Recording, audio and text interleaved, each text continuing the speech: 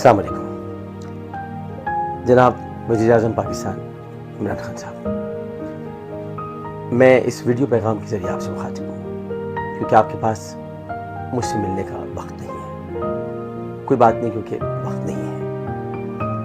मैं आपसे सिर्फ इतना कहना चाहता हूँ कि सिंध हाउस पर जो कल हमला हुआ उसने हमारी पार्टी की साख की धज्जियाँ बिखेर के रख दी हैं।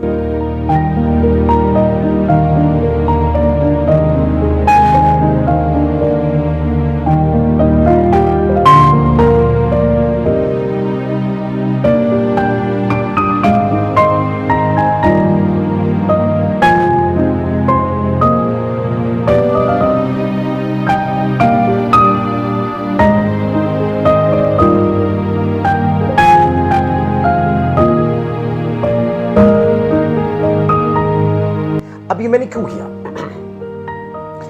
ना तो मेरी कोई कमजोरी है, ना ही मुझे कोई खौफ है।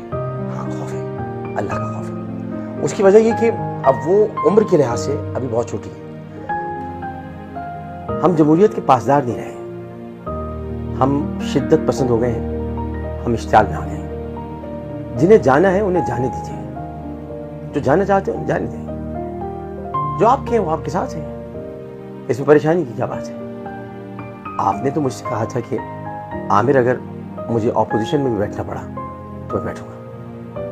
कोई बात नहीं, ऑपोजिशन भी अच्छी चीज़ है। सिटिंग गवर्नमेंट होती है जो कि गवर्नमेंट होती है, लेकिन नेक्स्ट गवर्नमेंट ऑपोजिशन ही कहलाती है। तो मैं आपसे सिर्फ इतना कहूँगा कि ये जो कुछ भी सिंध हाउस में हुआ आपको उसकी मजम्मत करनी चाहिए थी।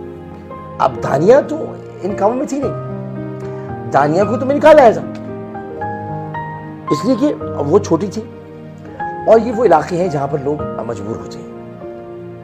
आप मजबूर बच्चियां होती हैं और आप उसकी मजम्मत कीजिए, ये ज़रूरी है। सिंध हाउस में जो अराकीन हैं वो मुनहरिफ ही सही, लेकिन हमारे अपने थे। उनको जिस तरीके से शाह महमूद कुरैशी साहब ने गुफ्तगू की, मैं उनका बहुत उनको खराज तहसीन पेश करता हूँ कि उन्होंने मामले को संभालने की कोशिश की। अभी भी आप शाह महमूद कुरैशी साहब से मशवरे लें। ये जो मौला जट 2-3 आए हुए ना, जिनके हाथ में गंडासे, इनको ज़रा बिठाइए और ज़रा उनसे कहिए कि गंडासे लेकर जो बर्छियाँ और तलवारें जिनके पास हैं और जो तीर हैं जिनके पास, तीर वो अगर उन्होंने बरसाने शुरू कर दिए तो बड़ा मसला हो जाएगा।